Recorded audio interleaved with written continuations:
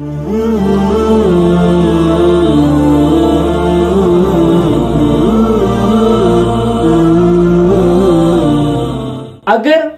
कोई शख्स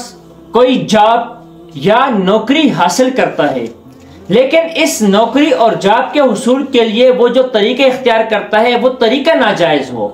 मसलन वो जॉब हासिल करता है लेकिन हुक्काम आला को या वहां पर जो साहिब इक़्तिदार लोग बैठे हैं उनको रिश्वत देकर, रिश्वत के जरिए वो कोई नौकरी या जॉब हासिल करता है, या उसके उस ऑफिस में या जहां पे नौकरी या जॉब कर रहा है वहां पर कोई उसका ताल्लुक वाला बंदा निकल आया, उसके ताल्लुक से, उसके सिफारिश करने से इसको वहां पर जॉब मिल गई।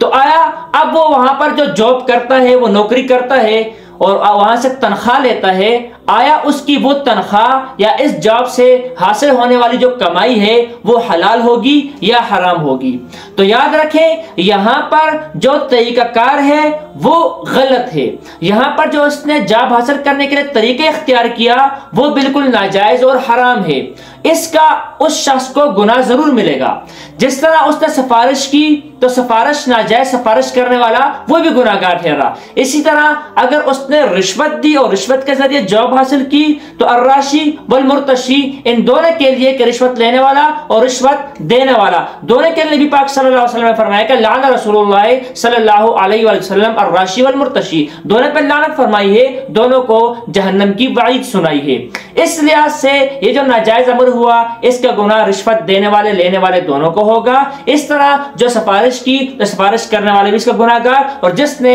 नाजायज तरीके से सिफारिश लगाई वहां पर अपनी जॉब हासिल की इसका भी इस शख्स को गुनाह मिलेगा। अलबत्ता नाजायज इन जराए से हासिल होने वाली जो जॉब है, अगर उस जॉब का ये शख्स अहल है, अगर जो जॉब और जो नौकरी और जो वहां पे काम करना है वो काम ये तरीके से कर रहा है, सही ढंग से कर रहा है, ये उस काम के लिए अहल है, उस काम को समझता है, तो जिस काम की इसको